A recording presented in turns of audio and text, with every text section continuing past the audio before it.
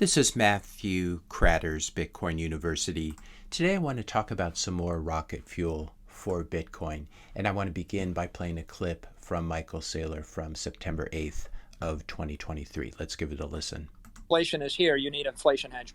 So it's going to grind up to replace gold. It'll go to $500,000 a coin, regardless of whether they fix these things. But there are three things that are massive catalysts that cause an acceleration. And I don't think that those three things don't take us to 500,000. They take us to 5 million a coin, right? Those three things are a spot ETF where someone can go ahead and buy $100 million of Bitcoin, buy a security, an ETF security. I think that's one. Two is your bank is going to custody it for you and lend against it. And three is I can mark it up or mark it down on my balance sheet based on fair value. Pari passu. It'll be pari passu to the way I'd handle Apple stock, or at least that good. So here are three catalysts that Michael Saylor was talking about in September of 2023. And now all three of them have come to pass, which is extremely important. So we did get all of the Bitcoin spot ETFs, in particular the BlackRock IBIT, which has been the most popular. We did get the accounting change from FASB adopting fair value accounting rules for Bitcoin beginning in December of 2024. And now in 2025, all companies are following this. And now most recently in the last couple of days, SAB 121 has been rescinded, allowing banks to custody Bitcoin. So that's what I wanted to talk about today. This is a little nerdy, it's a little accounting stuff, and so it's not extremely popular, but little small accounting rules, as we're going to see, can have a huge impact on capital flows. So this is Staff Accounting Bulletin number 122. That's what SAB stands for, Staff Accounting Bulletin.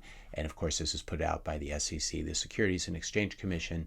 The summary of this, which was just published, is that this SAB rescinds the interpretive guidance included in Section FF of Topic 5 in the Staff Accounting Bulletin series entitled Accounting for Obligations to Safeguard Crypto Assets an Entity Holds for Its Platform Users. So this guidance, both 121 and 122, is mainly intended for companies that file with the SEC and that hold Bitcoin for someone else on their balance sheet. So this wouldn't be for a company like MicroStrategy, but it'd be more like for a bank or an exchange if they're holding Bitcoin for their customers. And I'll put a link in the description notes below to SAB 121, the text of it, which I have here. Again, SEC, Securities and Exchange Commission. SAB is just in a staff accounting bulletin that provides guidance on accounting and disclosure. So SAB 121 was published in March 2022 as part of Elizabeth Warren's attacks on Bitcoin and crypto in the US, using Gary Gensler and the SEC as her puppets here.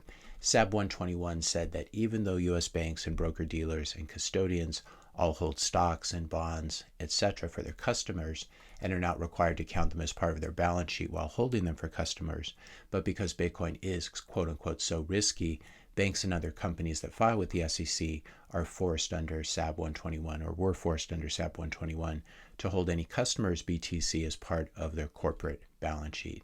This is something banks in particular do not like because it increases their regulatory capital requirements, how many US dollars they need to set aside or how much cash they need to set aside against the holdings.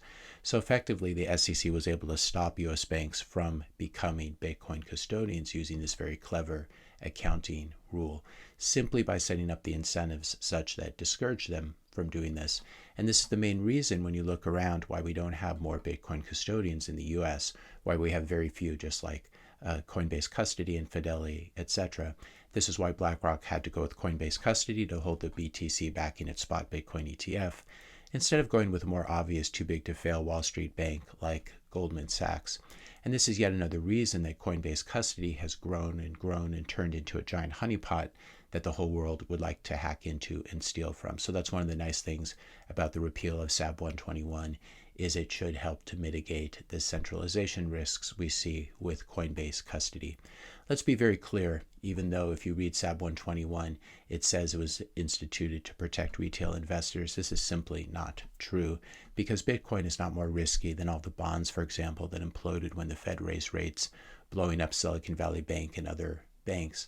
And so it wasn't Bitcoin that blew up these banks, it was simply bonds. And banks aren't forced to hold bonds as part of their balance sheet when they're holding it for customers.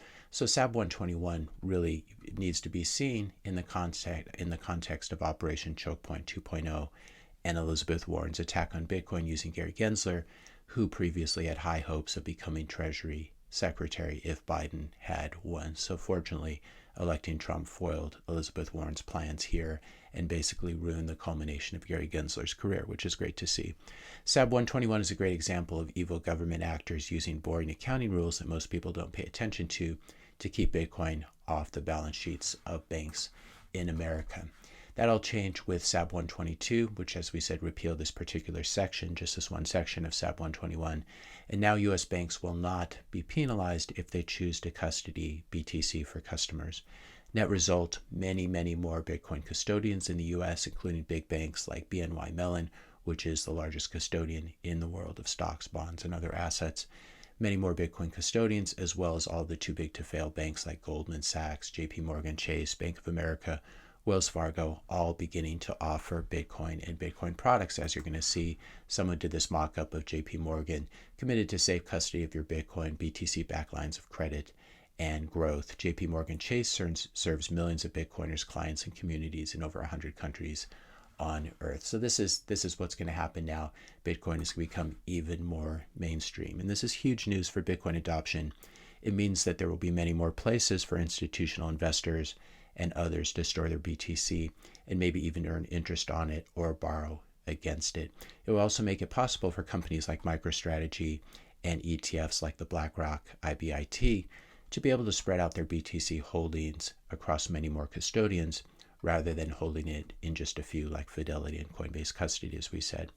And it's important to recognize here as well, just because you and I are only interested in self-custody, holding our Bitcoin in cold storage as a bearer asset, just because you and I would never store our Bitcoin at a U.S. bank, doesn't mean that other people will feel the same way. And even for people like you and I, at some point it might make sense. You shave off 1% of your Bitcoin holdings, you deposit it at JP Morgan, you earn some interest on it, or you borrow against it, etc., for fiat to buy something.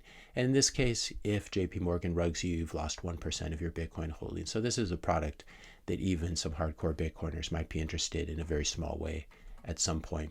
And it's important to recognize as well, global Bitcoin adoption means that Bitcoin finds its way into every nook and cranny of the financial system, including banks and other actors that we may not especially like. So we now have the fulfillment of Michael Saylor's 3 catalysts: spot Bitcoin, ETF approval, the change in the FASB rules, and now the repeal of SAB 121, which allows banks to custody and lend against Bitcoin as collateral. If you enjoyed this video, be sure to hit the subscribe and like buttons. Hit the notification bell if you want to be notified when I publish my next video, and let me know your questions and comments in the comment section below. Thanks all for watching, and I'll see you in the next video.